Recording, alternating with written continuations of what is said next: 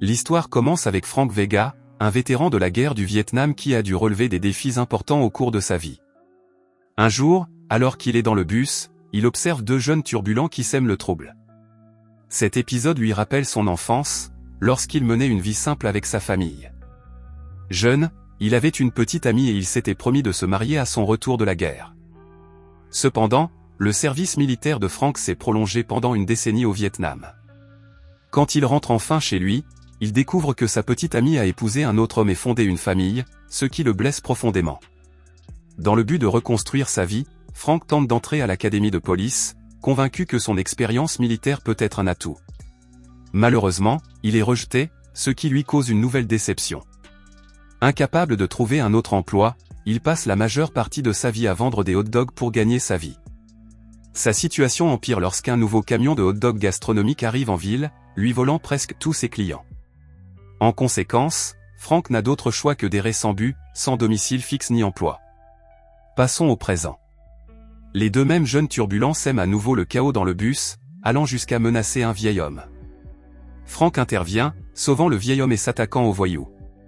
L'incident est filmé par d'autres passagers et devient rapidement viral sur les réseaux sociaux, propulsant Frank sous les feux de la rampe en tant que héros local.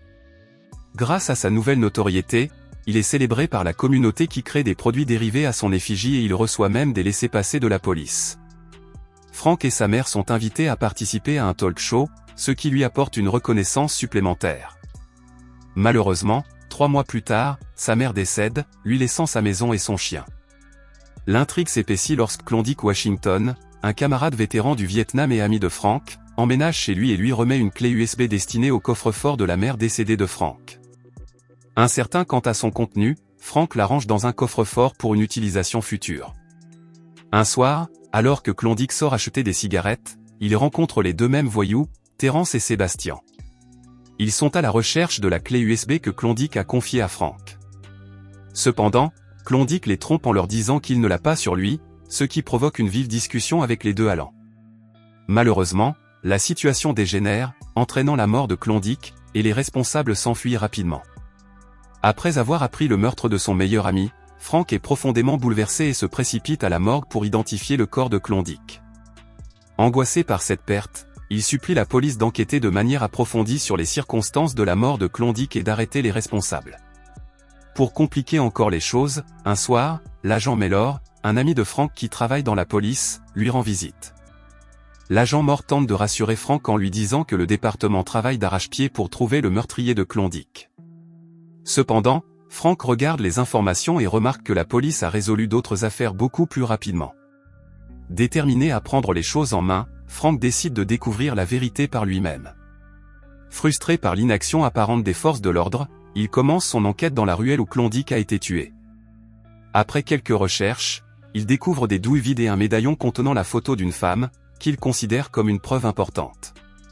Frank prend les balles et les apporte à un prêteur sur gage, où le propriétaire l'informe que le médaillon appartient à un individu nommé Terence et contient une photo de la femme de Taran. Fort de cette piste, Frank se précipite chez Taran, mais découvre que Terence n'est pas chez lui et que, selon sa femme, il est absent depuis plus d'une semaine. Frank lui rend le médaillon et lui demande où se trouve Taran. Elle lui révèle qu'il jouait souvent au basket avec des amis dans un parc voisin. Frank se rend immédiatement au parc. Une fois arrivé, il s'approche d'un groupe de jeunes qui jouent au basket pour leur demander où se trouve Terence.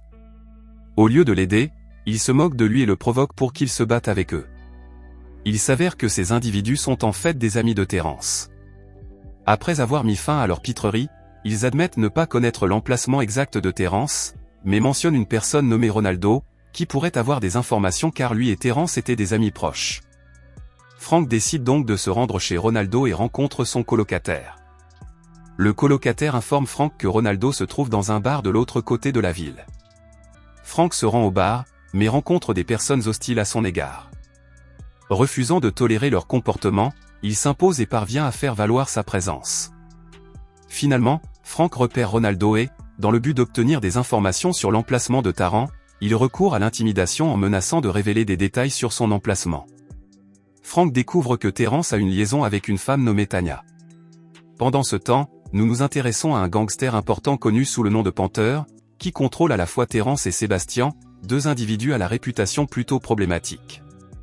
Panther est engagé dans une discussion sérieuse avec le Major Williams, le maire corrompu de la ville, qui fait pression sur Panther pour qu'il retrouve rapidement la clé USB que Klondike a volée. Cette clé USB contient des preuves des activités illégales du maire pendant son mandat. Klondike, un ancien employé de Panther, avait décidé de quitter son emploi et avait trahi le maire en lui volant la clé USB. Déterminé à découvrir le contenu de la clé USB, Frank demande l'aide de son voisin, un jeune homme nommé Martin. Un soir, Frank rend visite à Tanya, qui travaille dans un salon de massage, à la recherche d'informations sur Taranza. Lorsque Tanya s'avère inutile, Frank décide de la suivre discrètement alors qu'elle rentre chez elle après le travail. Après s'être introduit clandestinement dans la résidence de Tanya, Frank trouve enfin Taranza. Afin d'obtenir des informations sur la personne qui a ordonné le meurtre de Klondike, Frank recourt à des tactiques d'intimidation. Lorsque Taranza reste silencieuse, Frank aggrave la situation en exerçant une pression et en la mettant mal à l'aise. Cette approche s'avère efficace et Taranza finit par divulguer des informations cruciales. Klondike était impliqué dans une affaire avec un dangereux baron de la drogue nommé Panther. Ce dernier avait volé la clé USB susmentionnée, qui contient des informations sensibles relatives au plan d'un puits de pétrole dans la région associée au Major Williams. Taranza fournit également à Frank la position de Panther. Avant d'affronter Panther, Frank rentre chez lui pour se préparer à la rencontre, mais il est interrompu par un incident dans la résidence de Martin. Il découvre qu'Amber, la mère de Martin, est en difficulté avec son mari violent.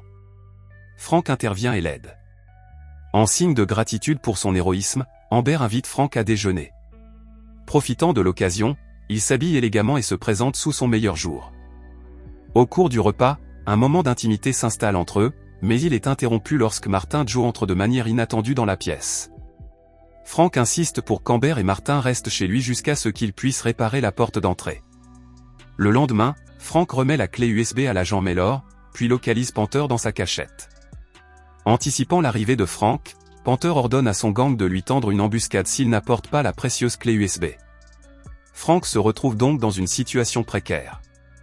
Le gang de Panther le submerge et le capture alors qu'il est inconscient. Il recourt à des mesures extrêmes pour lui extorquer des informations sur l'emplacement de la clé USB, notamment en utilisant un dispositif à décharges électriques pour le forcer à parler. Cependant, Frank fait preuve d'une résistance remarquable et refuse de divulguer la moindre information malgré la douleur intense.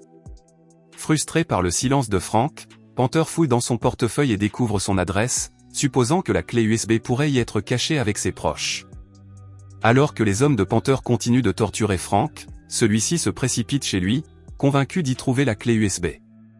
Dans un élan de génie, Frank parvient à se libérer de ses chaînes à l'aide d'une allumette qu'il a trouvée. Avec l'aide d'Amber, il met le feu à des bidons d'essence à proximité, provoquant un incendie et une forte explosion. Panther tente de s'échapper, mais Frank est déterminé à ne pas le laisser partir facilement. Ils réquisitionnent tous deux des bus, donnant lieu à une poursuite chaotique qui cause d'importants dégâts à d'autres véhicules. Finalement, les deux bus s'écrasent, mais Frank continue de poursuivre Panther à pied.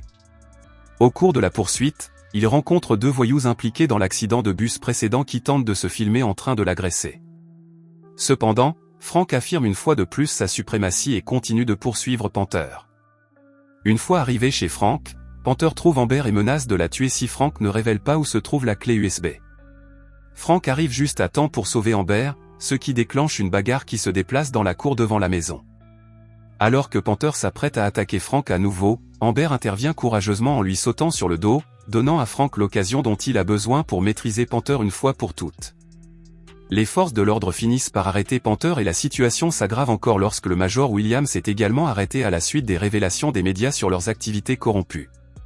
Finalement, Frank, Amber et Martin trouvent le bonheur ensemble.